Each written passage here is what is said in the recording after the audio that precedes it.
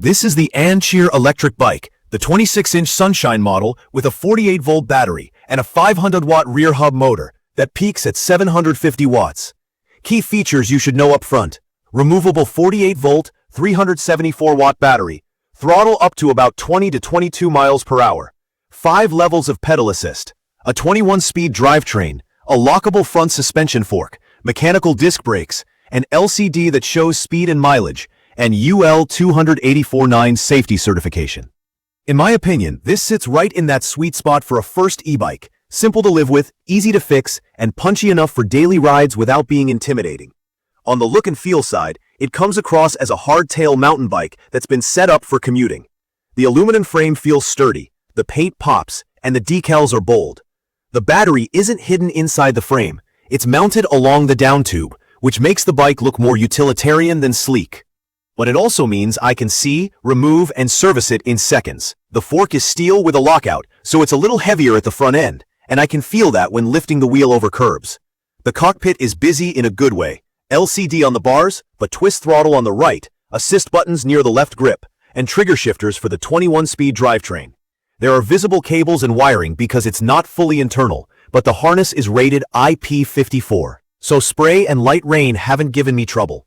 The grips are basic rubber, the saddle is firm, and the stance puts me fairly upright, which is great for visibility and comfort at lower speeds. From my experience, the ownership starts with a real setup moment. It arrives 85% assembled, but that last stretch matters. I swapped in better tools than the ones in the box. Aligning the front rotor took patience. I loosened the caliper, squeezed the brake lever to center it, then tightened the bolts. That trick saved me from rotor rub. I also checked the rear wheel spokes after the first few rides. Hub motors can stress spokes, and a quick tension pass kept things quiet. The battery keyed in snugly and charged without fuss. The LCD came pre-configured with 5 assist levels, and cruise control is there too. Hold the minus button while holding a steady 10 kilometers per hour, and it clicks into a fixed speed that cancels the moment I touch the brake. On the road, the motor has that classic geared hub whir. It's not loud, just present, and it gives me useful feedback. Throttle takeoff is strong. I get most of the punch in the first part of the twist, so in tight spaces I feather it gently. With flat ground and no headwind, throttle only cruising around 20 miles per hour feels natural. Pedal assist uses a cadence sensor, which is a ring that detects crank movement. It's not reading how hard I push, just whether I'm pedaling. That means there's a small delay when I start pedaling before the motor kicks in, maybe half a crank turn. I got used to nudging the throttle to get rolling, then letting PAS take over. There's a tiny run-on after I stop pedaling, so tapping the brake lever, which has a motor cutoff, gives me instant control when I'm in traffic. Climbing is respectable for the class. On a neighborhood hill around 10 to 12% grade, full assist plus steady pedaling kept me moving at roughly 8 to 10 miles per hour. It won't replace a chairlift, but it absolutely takes the sting out of daily climbs. On flatter rides, it's quick and steady. The fork is basic, coil spring, little to no damping, so over small chatter it softens things up, but on a sharp hit it can bottom with a clack if I don't unweight the front. Locking the fork on smooth pavement firms up the ride and makes the bike feel more efficient. Braking is cable-actuated disc. Stopping power is fine for city speeds once adjusted, but the feel is more on-off than hydraulic.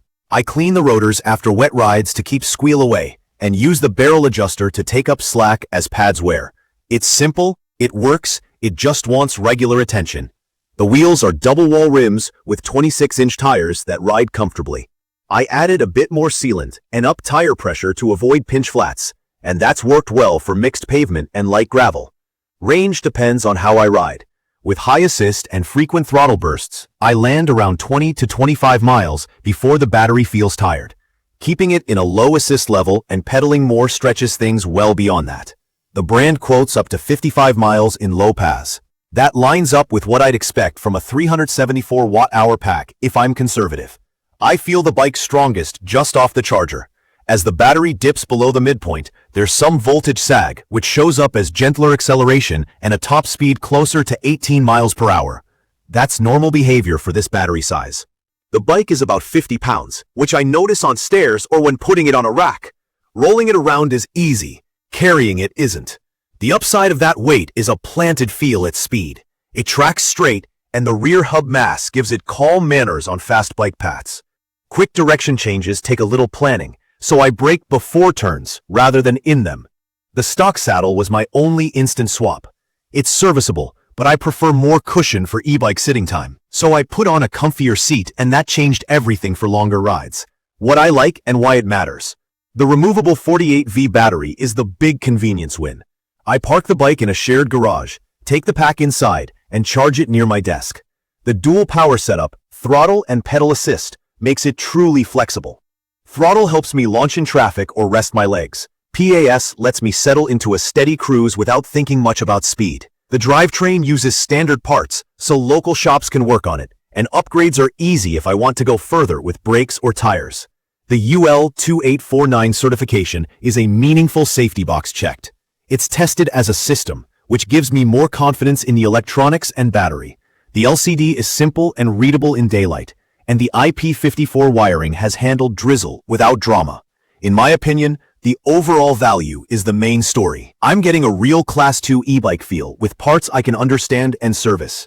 From my experience, there are trade-offs. The fork isn't refined, the brakes need occasional tweaks, and the cadence sensor behavior is different from torque sensor bikes that respond to pedal pressure. But those are known, manageable quirks in this price and weight class. The learning curve is short, and routine upkeep, chain lube, brake adjustments, bolt checks, keeps it solid. It's perfect for commuters under about 15 miles each way, students, casual riders, and anyone curious about e-bikes who wants full throttle control plus pedal assist without dealing with proprietary systems. I've used it for grocery runs with panniers, a few light trails, and a lot of neighborhood cruising. I'd recommend this for someone who doesn't mind doing a little setup and maintenance, wants dependable assist to flatten hills, and values a removable battery and standard components over fancy integration. If you need hardcore off-road suspension, daily 30% climbs, or a super light frame, this isn't that bike. If you want straightforward electric mobility with room to tinker, it delivers. In conclusion, the ANCHEER Sunshine 26-inch hits the basics that matter. Consistent assist up to around 20 miles per hour. Removable 48-volt battery. Useful display and controls. A real throttle, and a frame that feels sturdy. It asks me to participate a bit, tune the brakes, keep the tires happy, and mind the bolts. And it pays that back with reliable rides, easy charging, and a sense that I control the machine, not the other way around. For a first e-bike or a budget-friendly daily, it's an easy yes. Check the comments of this video for a link to see the current pricing of the ANCHEER Electric Bike for adults.